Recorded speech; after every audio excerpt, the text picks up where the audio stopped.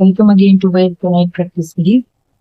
इस सीरीज में नीट की कंप्लीट फिजिक्स कवर करने वाले हैं और जो क्वेश्चन अभी हमारे पास है वो है बेसिक मैथ से और हमें दो फंक्शंस दिए हैं जिनको हमें dx के साथ इंटीग्रेट करना है। ओके, चलिए स्टार्ट करते हैं। पहला जो फंक्शन दिया है इंटीग्रेशन, उसमें हमें इंटीग्रेशन करना है sin x विद dx।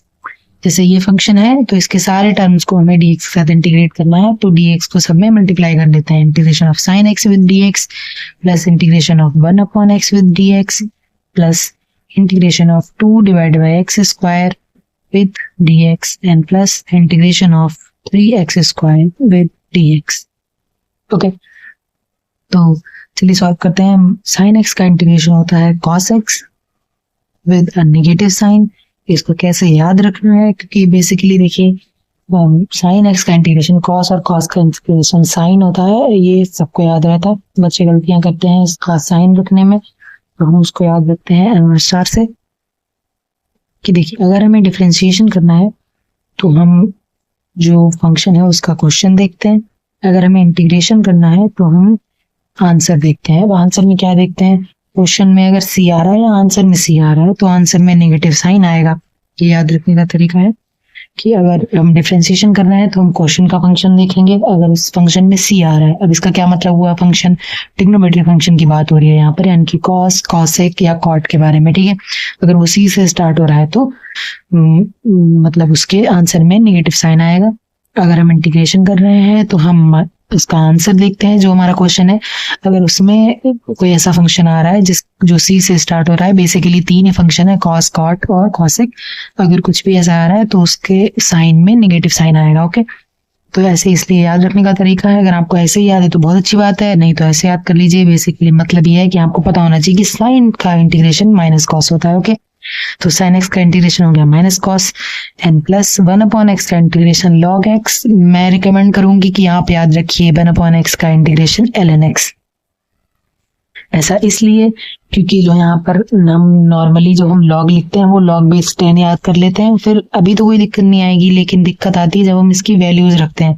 क्योंकि हम जब यहाँ पर x के जैसे एग्जांपल के लिए x अगर की जगह पर अगर 2 होता तो आंसर में हम log 2 लिखते हैं, फिर उसकी वैल्यू 0.301। लेकिन अगर यहाँ पर हम ln x रखते हैं तो क्योंकि ये जो है वो नेचुरल लॉग होता है, ठीक है, तो अगर आप वैल्यू रखने जाएंगे तो आप log बेस e की जगह अगर है तो 2.303 से मल्टीप्लाई भी करेंगे। जैसे पॉसिबिलिटी मैं सॉल्व करके बता देती हूँ।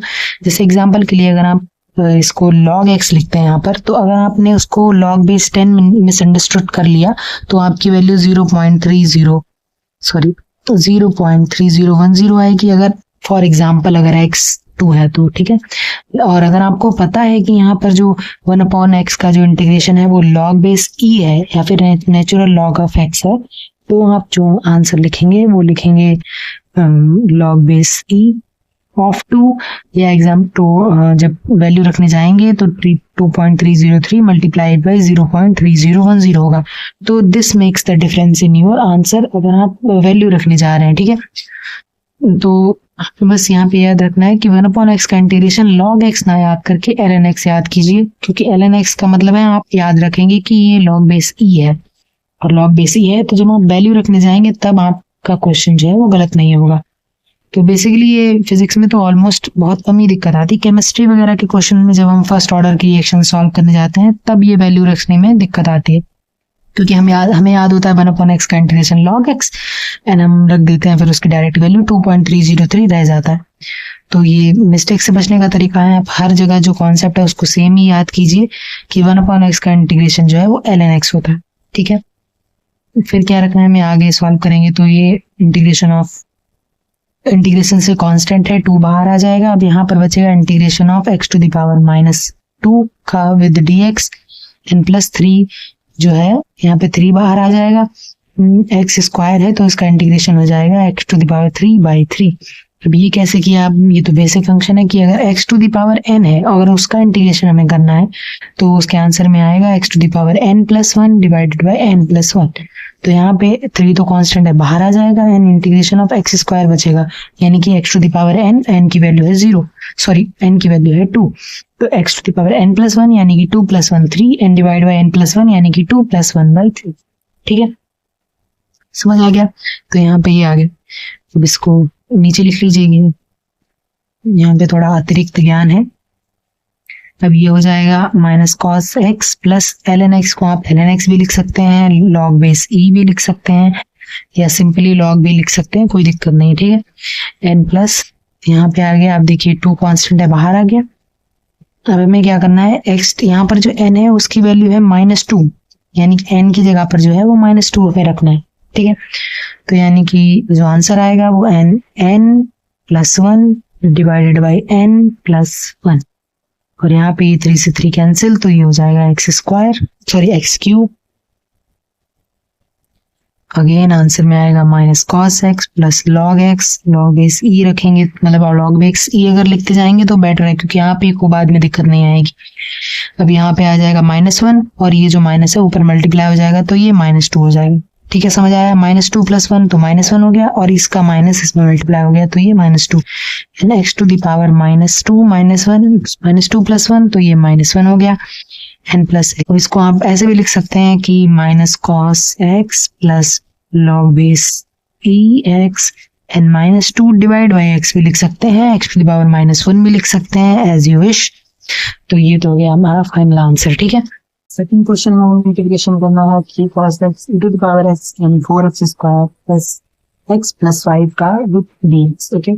तो हर एक टर्म को dx के साथ इंटीग्रेट करेंगे, तो dx को अंदर मल्टीप्लाई कर लेते हैं, that is integration of 3 to the 3 cos x with dx plus integration of e to the power x with dx plus integration of 4x square with dx and plus integration of x with dx and plus integration of 5 with dx,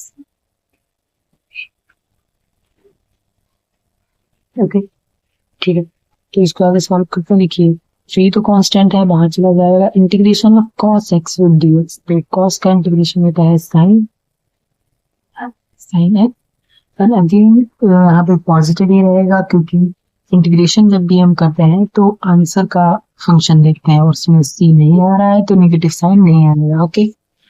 तो फिर आगे solve करना है, e to the power x का integration e to the power x ही रहता है, और e to the power x का डिफरेंशिएशन भी e to the power x ही रहता है, तो it will remain same e to the power x and plus again 4 constant है, बाहर चला जाएगा, अंदर आ जाएगा हमारे पास x to the power 2 का इंटीग्रेशन, यानी कि x to the power n की जगह पर यहाँ पर 2 है, तो यानी कि x to the power n plus 1 यानी कि 2 plus 1 divide by n plus 1 यानी कि 2 plus 1 3, ओके। तो हमने यूज किया यहाँ पर कि x to the power अगर n होता है तो उसका इंटीग्रेशन आएगा x to the power n plus 1 n divided by n plus 1, तो यहाँ पे 2 है तो 2 plus 1 3 and 2 plus 1 3, ओके।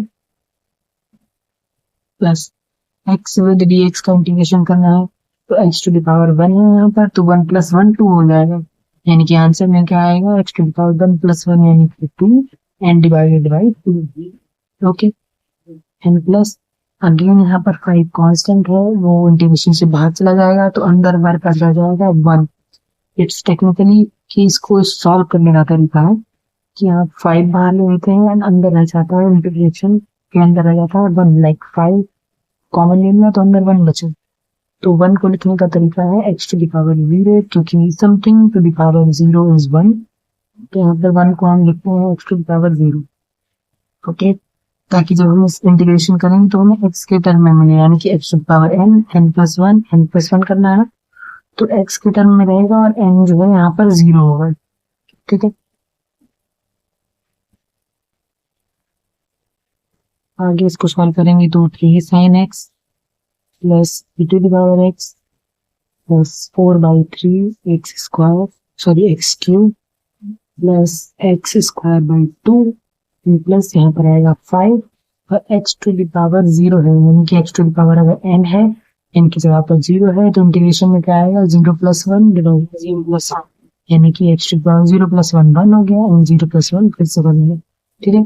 तो ये बनेगा हमारा फाइनल आंसर। दोनों क्वेश्चन बहुत इजी हैं, सिंपल इंटीग्रेशन है, कोई कॉम्प्लेक्स फंक्शन नहीं है, होप इट्स क्लियर। फिर भी कहीं भी किसी स्टेप में डाउट हो आप कमेंट सेक्शन में लिख सकते हैं।